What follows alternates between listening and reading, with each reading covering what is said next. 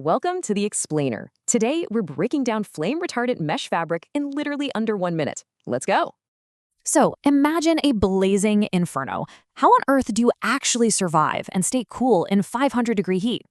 Boom, flame-retardant mesh. It's the ultimate combo of a breathable, lightweight design and serious, hardcore fire protection. Crucially, its halogen-free agents keep working above 500 degrees Celsius, all without releasing any deadly toxic gases. Plus, it survives over 30 washes while hitting strict B2 standards. Basically, it just flat out refuses to ignite.